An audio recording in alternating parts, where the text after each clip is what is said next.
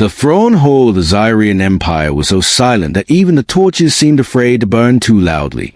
Thousands of alien soldiers stood in tight lines, tall and armored, their glowing blue eyes fixed on the human who was being dragged across the floor in chains. His name was Ethan Ward, the only human soldier posted on this alien world. His clothes were torn, dust covered his face, and there was blood on his arm. But he walked with a straight back, as if the chains were nothing. Everyone in the hall expected him to beg. No human had ever broken a royal law and lived. But Ethan's eyes stayed calm. Two guards pushed him forward until he fell on his knees before the tall silver throne. The alien queen, Queen Lyrana, rose from it slowly. Her long white cloak brushed the floor, and her silver-violet eyes glowed like two moons. She stepped down one marble stair at a time, every step echoing like thunder. "Human," she said, her voice cold and sharp. "You disobeyed a direct order. You crossed a restricted zone. You interfered in royal matters." Ethan lifted his head. There was a child in danger. The whole gasped. Humans were strange, but risking their life for a stranger? That made no sense to the aliens. Queen Lyrana circled him, her steps soft but heavy with power. She stopped behind him and leaned close, her breath touching his ear. "You broke my law," she whispered. "I saved a life," Ethan replied quietly. She walked back in front of him and lifted his chin with one finger. Ethan's heart jumped, but he didn't look away. She stared right into his eyes, searching, studying, almost confused. For 1 second, her cold expression cracked. And then, only Ethan heard it, she whispered, "If you were single, I'd give you my number." Ethan froze. The guards froze. Even the air seemed to stop moving. But before he could react, Queen Lyrana straightened her back and returned to her cold mask, as if she had said nothing at all. "Begin the punishment," she commanded loudly. 4 guards pulled Ethan toward the center of the hall where glowing electric pillars waited. It was a trial of sparks, a test meant to break the strongest warriors. Aliens cheered for a moment, but then fell silent again. Ethan did not fight. He did not scream. He simply looked at the queen with calm eyes. Queen Lyrana's hand tightened around her throne staff. Her jaw locked for a second, only a second, but Ethan saw it. Why did she look worried?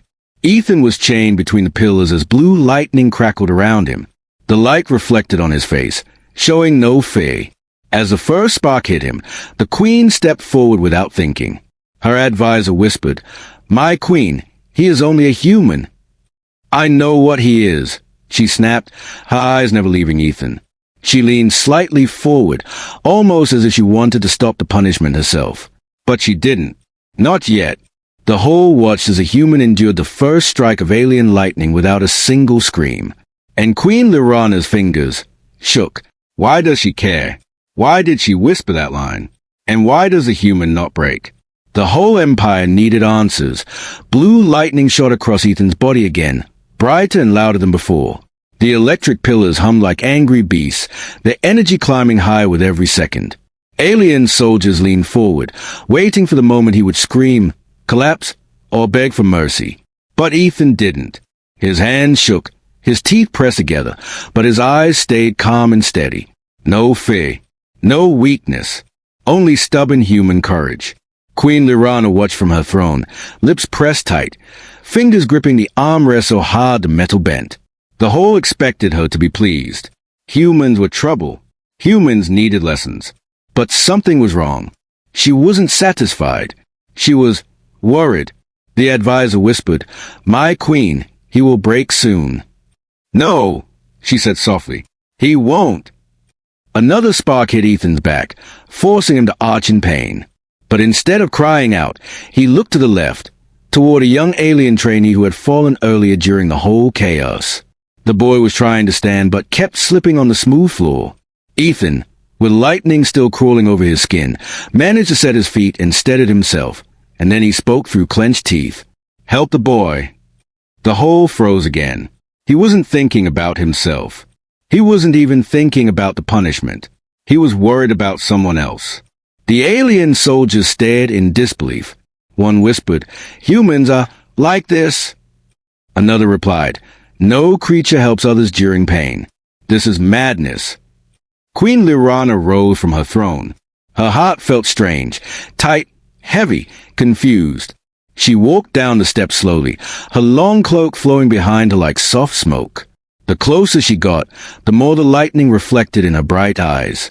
"Stop!" she ordered finally. The pillars fell silent. Ethan dropped to his knees, breathing hard but still conscious. Two guards moved in fast to lift him, but Lyrana raised her hand sharply. "No one touches him." Her voice was firm enough to shake the entire hall. She walked closer, her shadow falling over Ethan.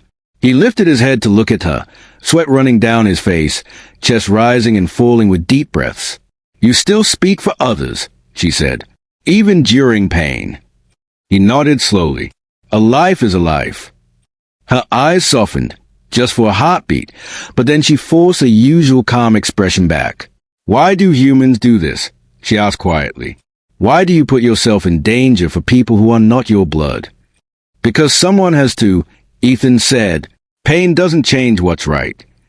The whole murmured. Aliens could not understand this logic. Queen Lyrana could, too well. She stepped closer than she should have, her voice lowering. "Tell me something. Human. Are you married?" Ethan blinked, surprised by the sudden question. "Yes. I wear the ring." Her face changed. A tiny emotion flickered. Shock, regret, something else she quickly hid. She turned away so fast her hair swept across his face. "I see," she whispered. She raised her staff.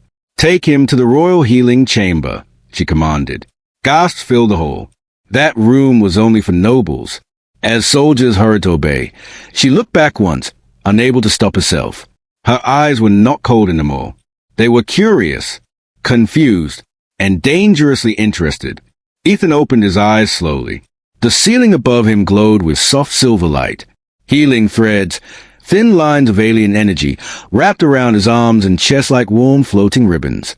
He was lying on a soft bed inside the royal healing chamber, a place only nobles were allowed to enter. Humans never came here. Humans never survived this long. He turned his head and froze. Queen Lyrana was sitting on a curved chair beside his bed. She wasn't wearing her battle crown. She wasn't standing tall and commanding. She was quiet, and she was watching him, not with anger, not with cold power, but with something he had never seen in her eyes before. Concern. When she saw him awake, she stood slowly, smoothing her cloak. "You made the whole talk for hours," she said softly. "A human who does not break. A human who risks his life for strangers. A human who looks at pain like it is only weather." Ethan tried to sit up, but pain shot through his ribs. Lyrana moved quickly and placed a hand on his shoulder. Her touch was cool, almost gentle. "Don't move," she said. "Your body is healing."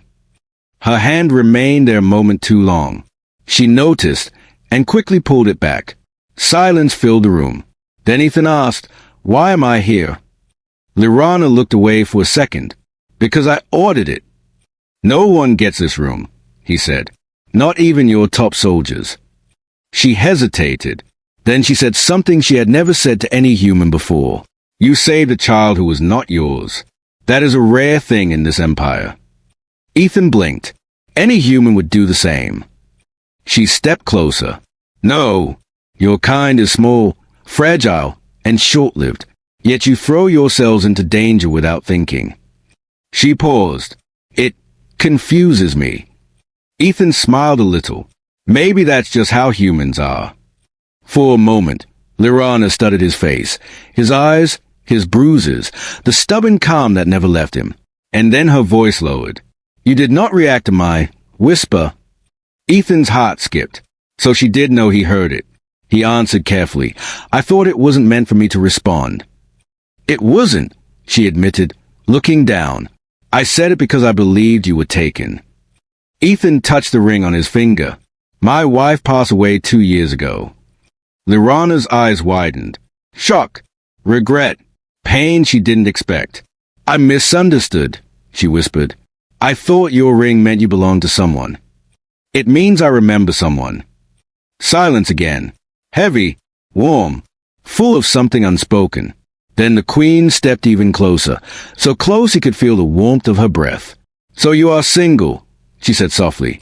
Ethan didn't answer. He didn't have to. Lyrana's silver-violet eyes softened, and for the first time, her voice was not a queen's voice. It was a woman's. "If you give me permission," she said slowly, "I want to know you, Ethan Ward." But before he could speak, the palace alarms exploded like thunder. Red lights flashed across the walls. A voice shouted through the speakers. "Enemy ships have breached the shields. The Queen is in danger."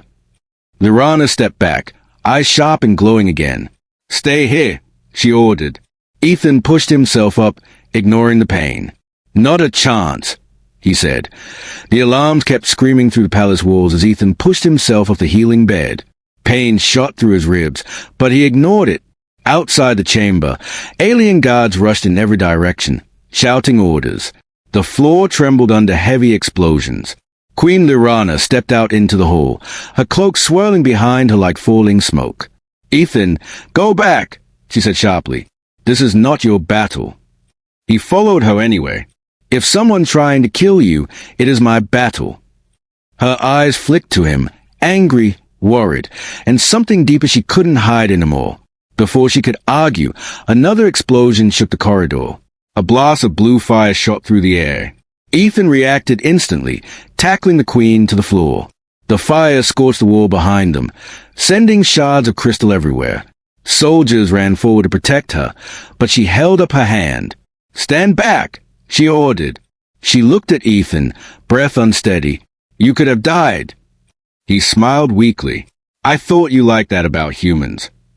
Her lips parted for a second, no words coming out. Then another blast sounded deeper inside the palace.